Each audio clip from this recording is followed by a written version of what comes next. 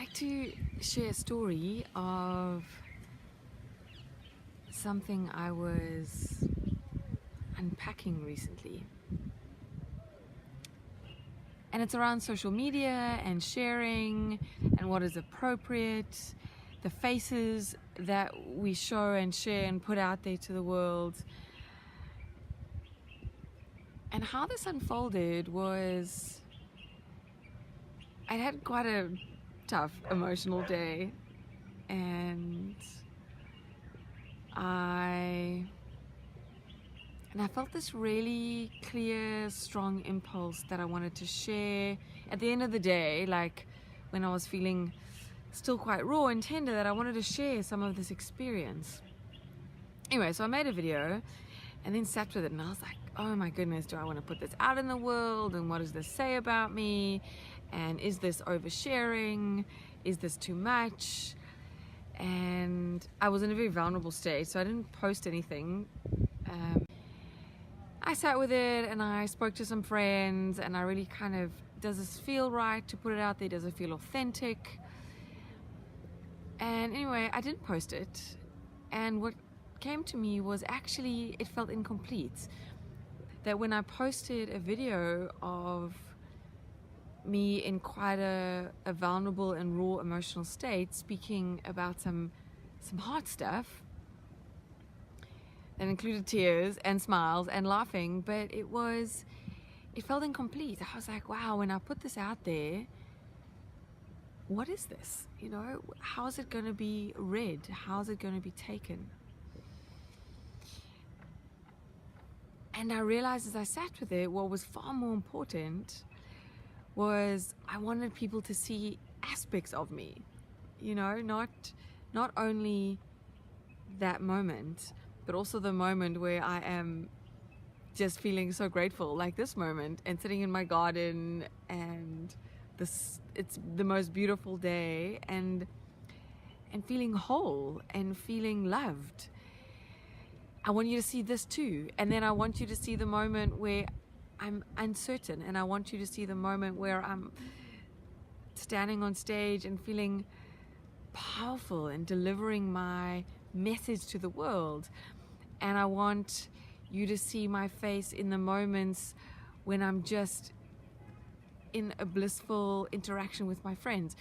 And what I understood from this was that for me, it wasn't enough to show you this one side of myself. Like, I wanted to show you all these faces. And for us to really start taking stock that they're not permanent states. They're not permanent states. And I think we can assume that.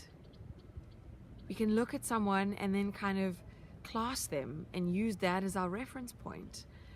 So this video blog sharing is about that, is about, can we notice how we use our last experience with someone as the reference point for the next experience? And this really became clear because I've just finished one of the intimacy courses, the part 1. It was a test run, so I was facilitating and I was participating. And what I noticed was every day you have to check in with your intimacy partner. It's in a very specific way. It's one of the things in the intimacy course. And what I noticed was, as I sat down to be present with my partner, I immediately recalled the last interaction that we had. And that colored what I expected to hear from her. And as I noticed this, I got to the point where I could drop that. And who you were yesterday, or rather, the emotions that you were feeling yesterday, may or may not be present in this moment. But I have no idea about that. So there was this incredible, resting into the moment. There was like a curious innocence around our interaction. And it meant I didn't have to adjust to any expectation that I'd set. I could just respond to what this person was sharing. And I would be so interested if anybody has feedback around this, because I don't think this is unique to me. I think that our last experience we had with someone references and colors our next interaction. And what would it be like if we could do that less? If we could make less assumptions about the state of a person according to who they were that morning, yesterday, 2 weeks ago, a year ago. What would that bring? What would it allow for in connection? So I'm going to post a little video, well, I'm going to add a little part to this, which is the faces of me, and they're going to be short clips, and they're going to just show this, because I realized I can honor this in myself too.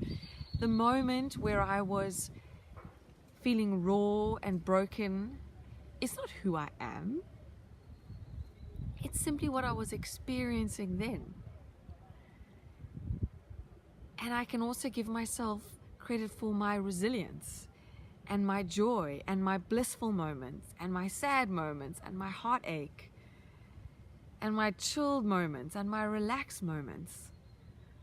None of them are my permanent state. And I know we know this. I know we know that emotions pass through, but this has just landed in me in the most tangible way, And I had a conversation with a friend of mine last night, and I was saying, you know, just because I'm falling apart doesn't mean I don't have my shit together. And I think it might be my new motto, because I do falling apart pretty well. And for me, just to be able to recognize in myself, hey, like, I can have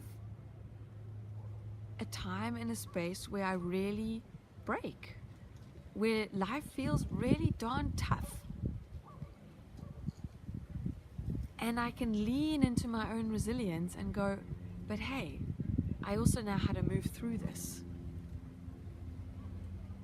So it's this concept of reference points.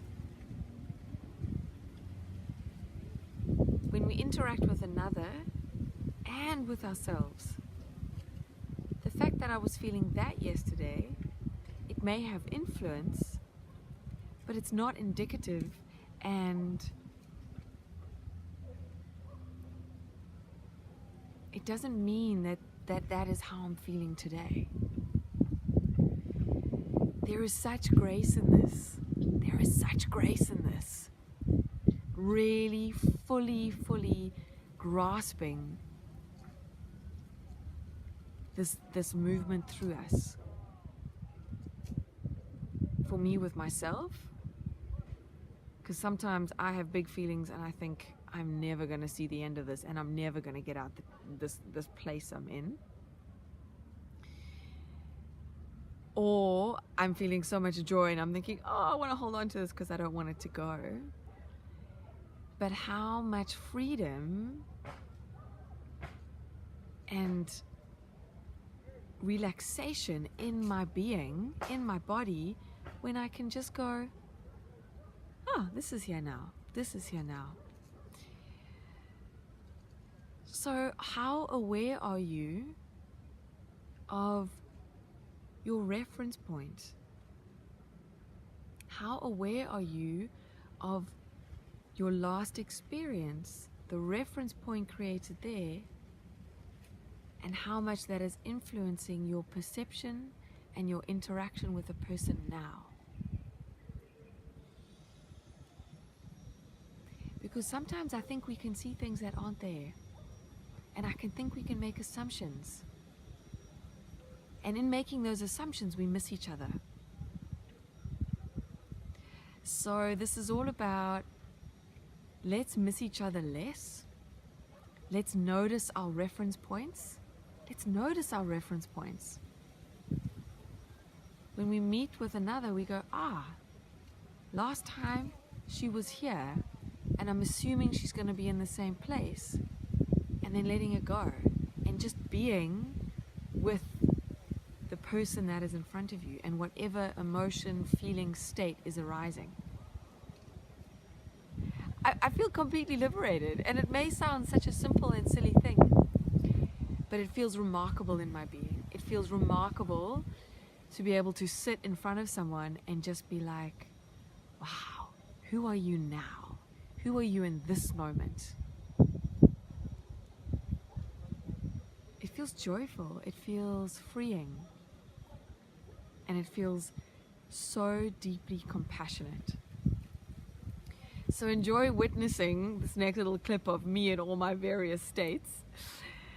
And please comment. I would love to hear what you think, how you feel, and if you've noticed this in your life.